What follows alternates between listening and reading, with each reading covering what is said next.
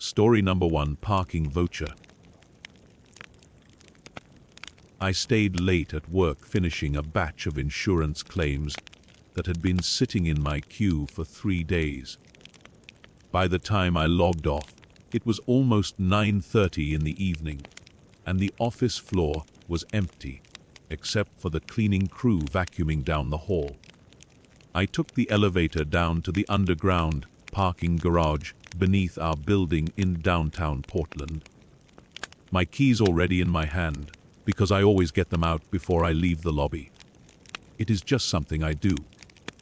The garage was quiet. Level 3, where I park, always has this low hum from the ventilation system, and about half the fluorescent lights flicker like they are about to burn out. I have mentioned it to building management twice, but nothing ever gets fixed.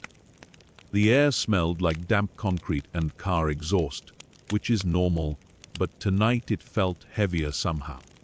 I told myself it was just the drizzle outside seeping down through the ramps. I walked toward the payment kiosk near the elevator bank, pulling my parking ticket from my wallet. I am meticulous about keeping my receipts organized, so I had already separated the ticket from my credit cards and insurance card. As I approached the kiosk, a man stepped out from behind one of the concrete pillars. He was middle-aged, maybe 50, wearing a gray security uniform that looked generic, the kind you can buy online. He smiled and raised one hand in a casual wave. "Hey, you heading out?" he asked. His voice was friendly, almost too friendly for 9:30 at night in an empty garage. I nodded, slowing my pace but not stopping. "Yes. I can validate that for you," he said, gesturing toward the ticket in my hand. "Building's got a bunch of vouchers we need to use up before the end of the month. Save you $12. I hesitated. I had never seen him before, but the building has a lot of tenants, and security staff rotate shifts. It made sense that they would have extra validation vouchers. The company I work for is always trying to use up budget allocations before the quarter ends. I figured it was the same thing. "That would be great," I said, handing him the ticket. "Thank you." He took it and walked over to the kiosk, sliding the ticket into the validation slot. I stood a few feet back, watching. That is when I noticed the smell, stale cigarette smoke, clinging to his jacket sleeve. It was strong enough that I could smell it from where I stood. I also noticed he was not wearing an ID badge. Every security guard I have ever seen in this building wears a badge clipped to their chest with their name and photo. His uniform had the clip, but no badge. I told myself maybe he forgot it. People forget things. He pulled the ticket out of the machine and turned back toward me, holding it in one hand. But instead of handing it over, he reached into his jacket pocket with the other hand and pulled out a small white business card. "Here," he said, holding both the ticket and the card out toward me.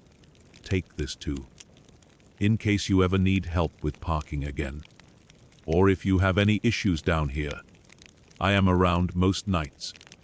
I reached for the ticket, but he kept the card extended, waiting for me to take it. His smile had not changed, but something about the way he was looking at me made my stomach tighten. His eyes were not warm. They were flat, like he was watching me react. "That is okay," I said, taking just the ticket. "I appreciate the help, though." "No, really," he said, stepping slightly closer. "You should take it. It is useful. You never know when you might need it." I forced a polite smile and shook my head, already turning toward my car. "I am all set. Thank you again." I started walking, my keys gripped tight in my right hand. My car was parked about 30 feet away, near the far wall. I heard his footsteps behind me, not running, just walking steady, echoing off the concrete. "Miss," he called, "just take the card. It will only take a second. I did not turn around. I kept walking, my heart starting to beat faster. I told myself he was just being overly helpful. Some people do not pick up on social cues. But his footsteps did not stop. They stayed about 10 feet behind me, matching my pace. "It is really no trouble," he said, louder now. I already wrote my information on it. I reached my car and hit the unlock button on my key fob. The lights flashed and the locks clicked open. I yanked the driver's side door open and slid inside, immediately slamming it shut and hitting the lock button. All 4 locks clicked down at once. He was at my window a second later, still holding the card. He tapped on the glass with his knuckle, not hard, but insistent. His face was close to the window, and he was still smiling. "Come on," he said, his voice muffled but clear enough. "Just take it." I did not look at him. I shoved my key into the ignition and started the engine. My hands were shaking. He tapped again, louder this time, and said something else I could not make out. I put the car in reverse and pulled out of the space, turning the wheel hard. He stepped back, but he was still talking, still holding the card up like I was being unreasonable. I shifted into drive and accelerated toward the exit ramp. My tires squealing slightly on the smooth concrete. I checked my rearview mirror.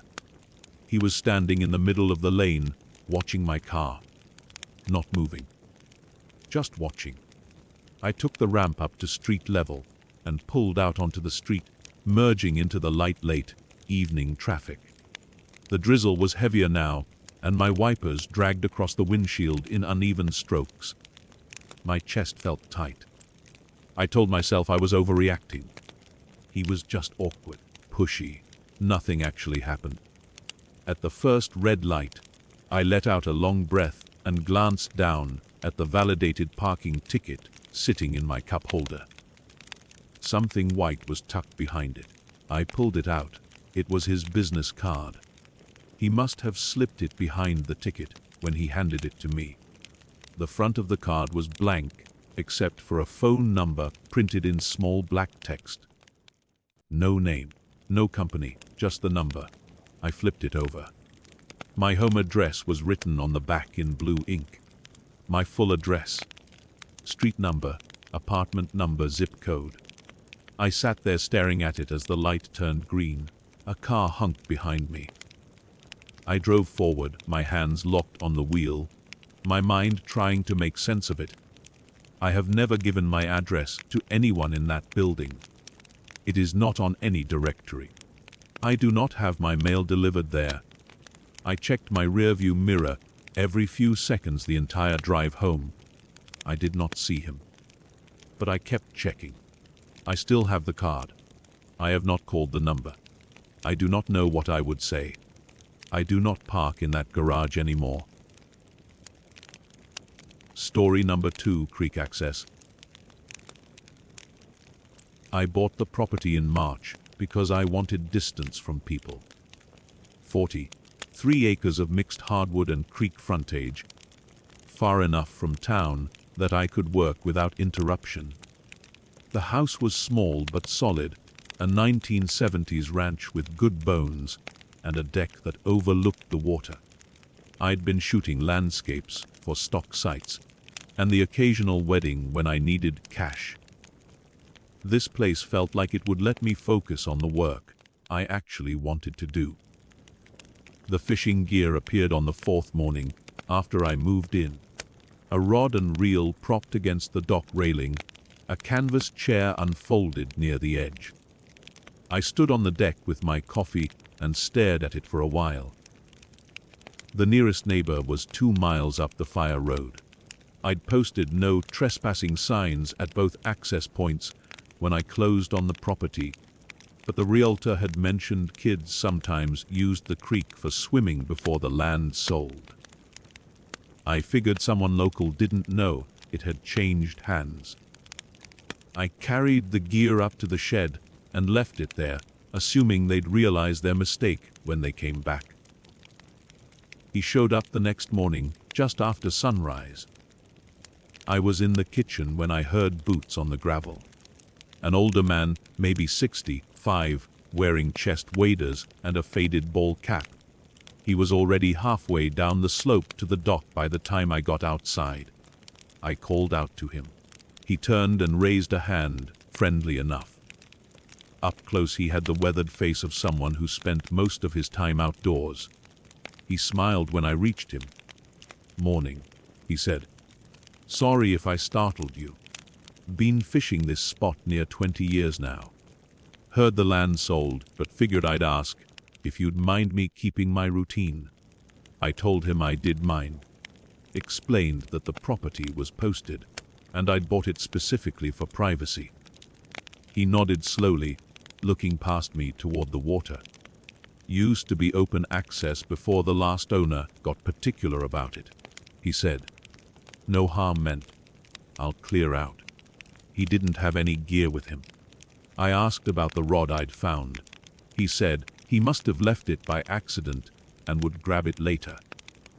Then he walked back up the slope and disappeared into the trees where the fire road curved away. I felt reasonable about it. Direct but not hostile. I went back inside and worked through the afternoon, editing a series of shots from Cade's Cove I'd taken the week before. He came back at dawn 2 days later. I saw him from the bedroom window, already set up in the canvas chair about 30 feet from the dock. Closer to the house than the dock itself. The rod was in the water, but he wasn't watching it. He was sitting very still, facing the tree line to the east. I pulled on jeans and boots and went down there. He didn't turn when I approached. I said his name, though I didn't actually know it, so I just said, "Hey," loud enough to carry. He looked over his shoulder. "Thought I made it clear," I said. "You did," he said. "But I've been coming here longer than you've owned it. Figured we could share the space." I told him that wasn't how property law worked. That I didn't want to escalate this, but I would if he kept showing up. He reeled in his line, which had no bait on it, and stood. He folded the chair and picked up his tackle box. It looked new. When he walked past me, I noticed the smell. Wet earth and something else, metallic and sharp, like old blood or rusted metal soaking in creek water. It was strong enough that I turned to see if he'd gutted a fish nearby, but there was nothing on the bank. He didn't say anything else. Just walked up the slope and out of sight. I called the county sheriff's office that afternoon. The deputy I spoke with said I could file a report, but unless the guy damaged something or made threats, they'd likely just send someone out to talk to him. I'd need documentation if I wanted a restraining order. I ordered 3 trail cameras online and had them shipped overnight. I mounted them the next evening. One covering the dock, one aimed at the fire road entrance, one on a tree near the shed. They were motion activated with night vision and a 72-hour loop. I felt better having them up. He didn't come back for 4 days. I started to think he'd given up. Then on the 5th night I checked the camera footage on my laptop and saw him. The timestamp read 3:07 in the morning. He was standing in the creek. Water up to his thighs, about 15 feet from the dock. Completely motionless, facing the house. Facing my bedroom window specifically. The night vision gave everything a flat green glow. His face was angled up slightly, eyes open. He didn't move for 47 minutes. Then he turned and waded upstream until he left the frame. I watched it 3 times. There was no fishing rod, no chair. He was just standing there in the middle of the night, staring at where I slept. I didn't sleep after that. I sat in the living room with the lights off and watched the tree line until the sun came up. He didn't return. I printed stills from the footage. The next time he showed up, 2 days later, I was ready.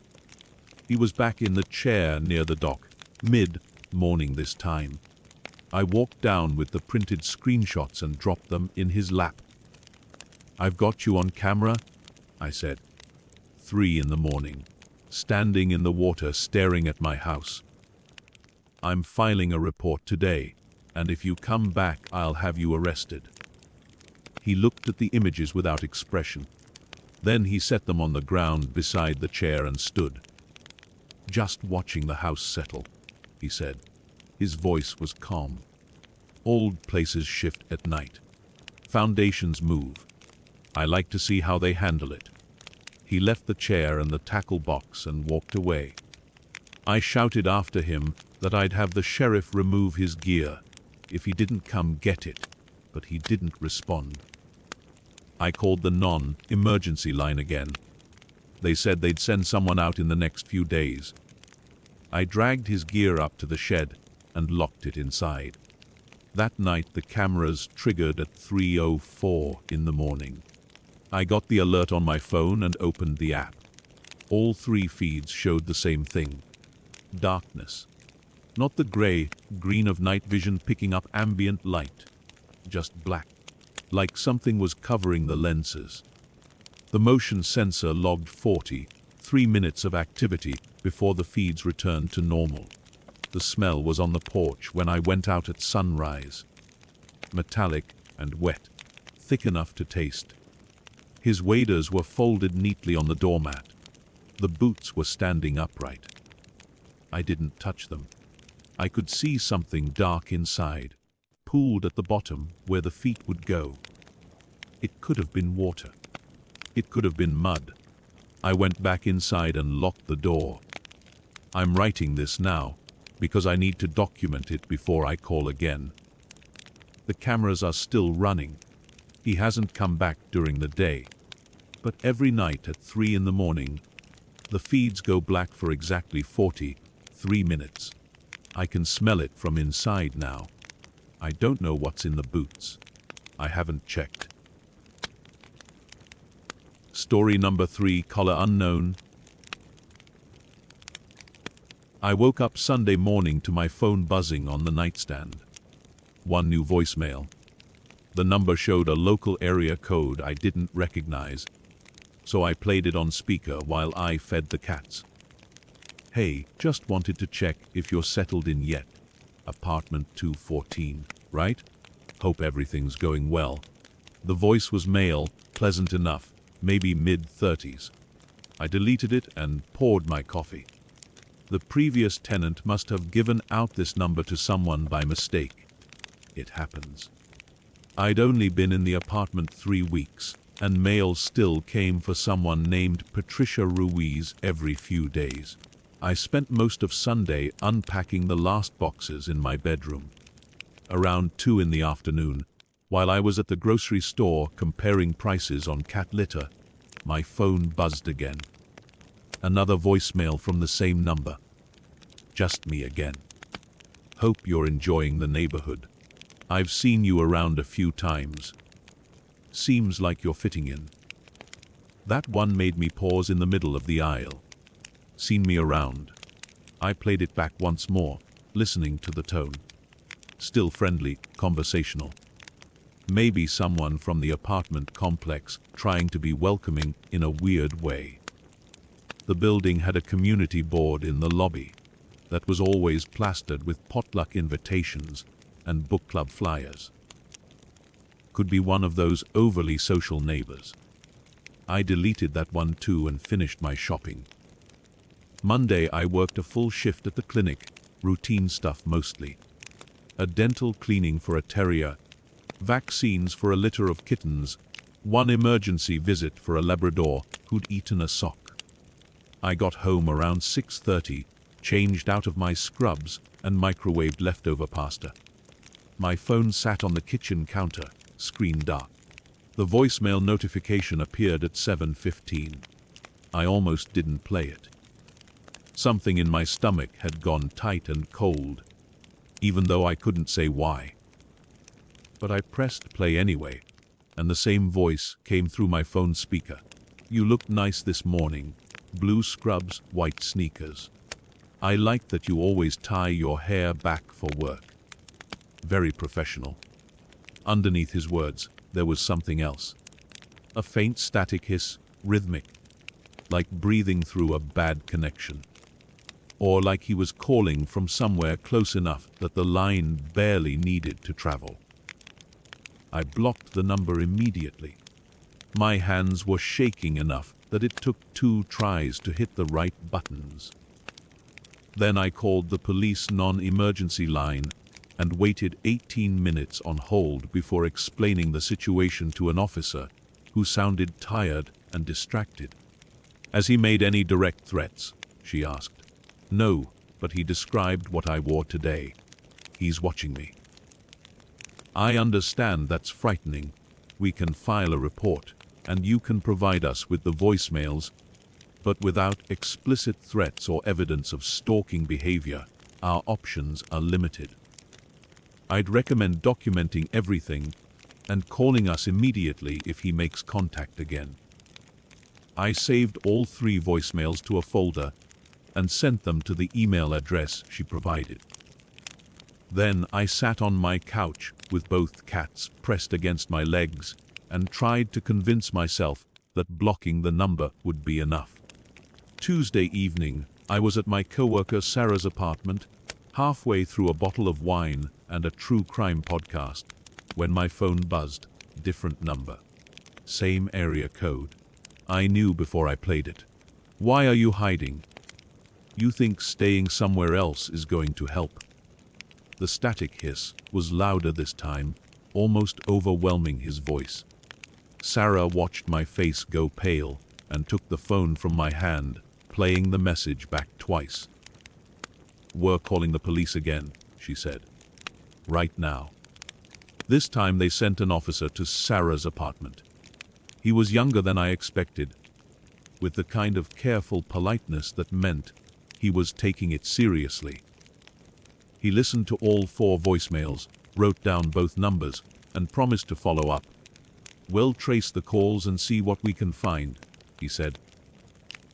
"In the meantime, don't go back to your apartment alone.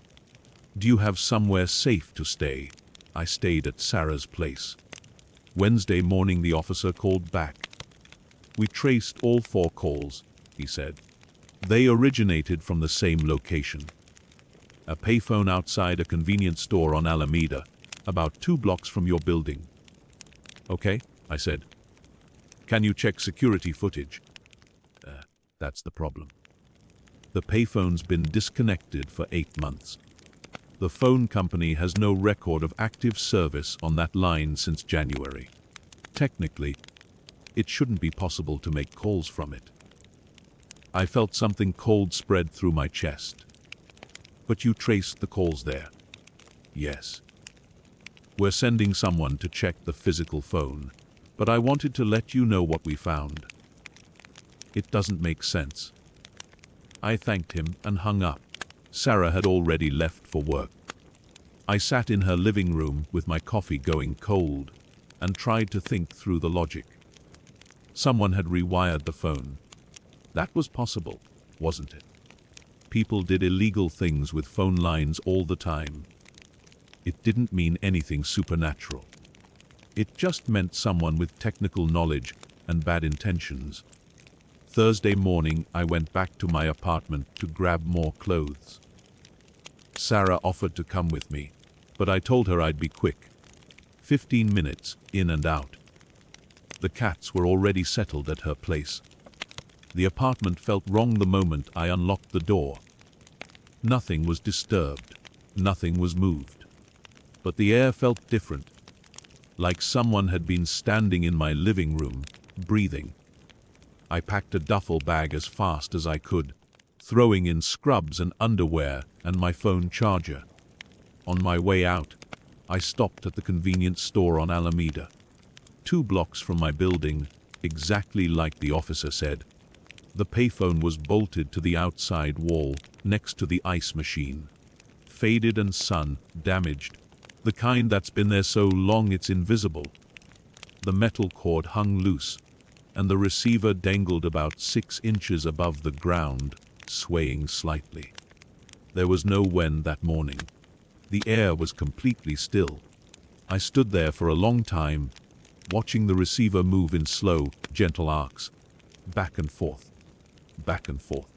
like someone had just set it down and walked away. I never went back to the apartment alone after that. Sarah helped me pack everything the following week, and I broke my lease early. The landlord didn't argue when I explained why. He just nodded and said he'd mail my deposit. Sometimes my phone still buzzes with unknown local numbers. I never answer them anymore, and I've started checking for payphones whenever I walk anywhere new, just to see if the receivers are hanging loose, swaying in air that isn't